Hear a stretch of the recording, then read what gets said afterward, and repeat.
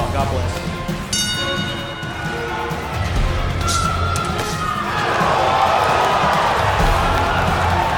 Punch out.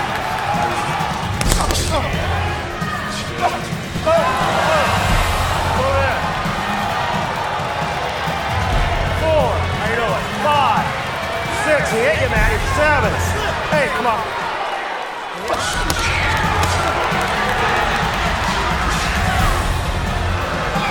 This is a really, really big fight for him. So, it's nearly confirmed. I'm sure they're going to get the October 6th card out of the way first in regards to, getting the tickets on sale. The press conference starts in just a few hours.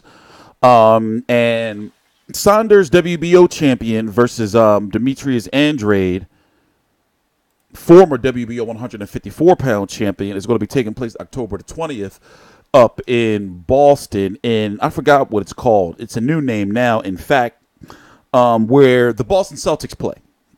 It's going to be here in the States on the streaming service called Dazn.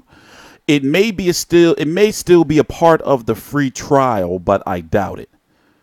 So, Demetrius Andrade, 25-0 with 16 KOs. His last fight, by the time he steps into the ring on October the 20th, his last fight was that clip we showed you there when he fought Atlantes Fox.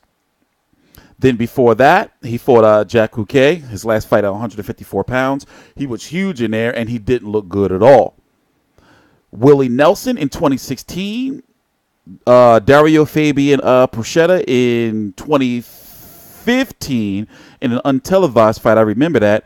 Brian Rose in 2014. Venus Martirossi in 2013. So one fight 2014, one fight 2015, one fight 2016. Jack Houquet, Atlantes Fox. At least he got those 2 fights in 2017, and then one is looking like it's definitely going to be one fight this year against Billy Joe Saunders. So the good thing about it is, if he does lose, I'm predicting he is going to lose, judging by the way the styles mix up. I wouldn't be surprised if it's a close fight. I also expect for it to be not too much of an exciting fight because both of these guys are more so counter punchers, but in respect to Andrade, if he's going to win, if he really wants to make a name for himself and to ring bells in the 160-pound division, then he's got to show us something that we've never seen before, and he's got to be in the best shape of his career, and he's got to go out there to be able to outbox Billy Joe Saunders, because Billy Joe Saunders is going to be doing a lot of moving. So I'm expecting for Demetrius Andrade to have to be the pressure fighter and to go hunt him down. You see what I'm saying? And don't disrespect Billy Joe Saunders, even though, he's been inactive himself. For example, his last fight was a very good fight where people were saying, don't forget, all you got to do is go hashtag Saunders versus Lemieux. People were saying he's the 160-pound white traveler Floyd Mayweather. No bullshit. So don't forget the job he did on David Lemieux. Billy Joe Saunders is good.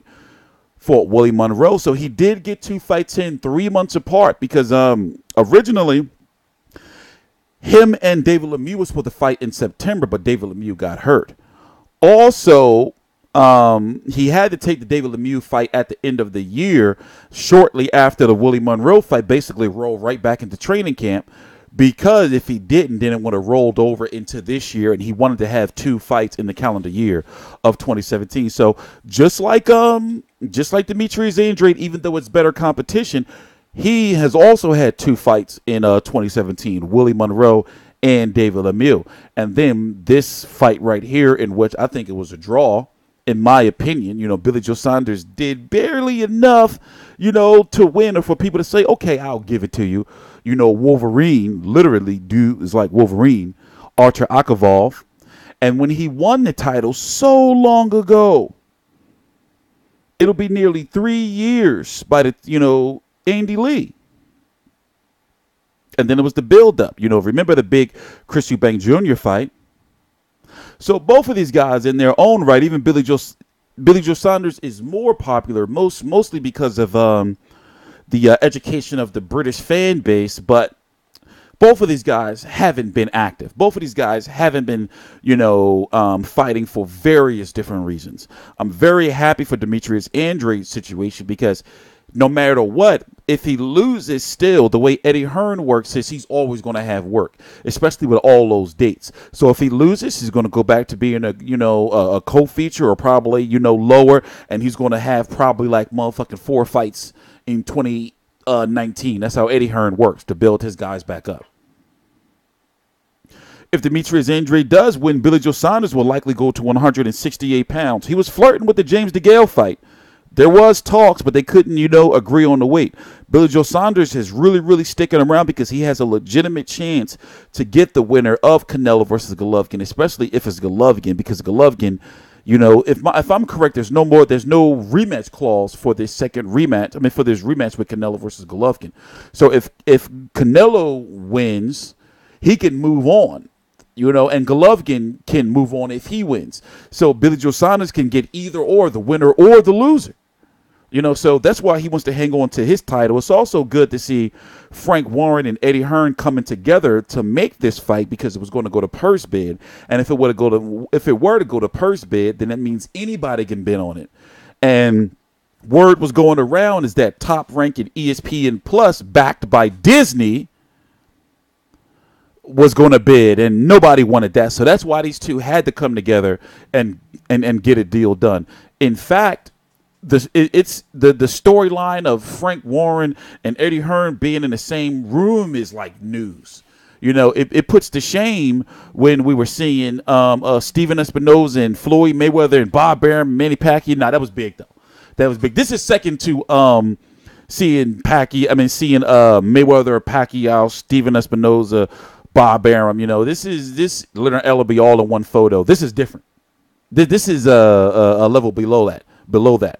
But nonetheless, Katie Taylor is going to be on the undercard. I know a lot of people thought she was going to be on the October the 6th card, which it was originally going to be, but she's going to be fighting CINDY SERRANO, and that's all we know about the card now. I think Tommy Coyle is going to be on there too. I'm not sure. So we'll see how this all plays out. In regards to the 160-pound division, you got Daniel Jacobs, who's going to be taking on Sergey Derevchenko in November for that IBF title that was stripped from Golovkin. We really don't know what Jamal Charlo is going to do, but I wouldn't be surprised if we see him on the Mikey Garcia, Errol Spence card, or the Wilder versus Fury pay-per-view card. Martin Murray is creeping up towards another WBC title shot as well. Don't be surprised if, they try to make Jamal Charlo versus Martin Murray. After all, Jamal Charlo is the WBC interim champion, the mandatory for Golovkin, or whoever wins that, whether it's Canelo or not. Let's see. Who else do we have to mention? Gary Spike O'Sullivan's going to be taking on David Lemieux on Canelo versus Golovkin 2 undercard, and that's about it. Please subscribe. All links to my social media right down below in the description box. Also, we're working on getting to this fight up in Boston to make sure we get you guys full coverage, the press conference, everything. Like, it's a really, really, really big deal in regards to like what it means politically.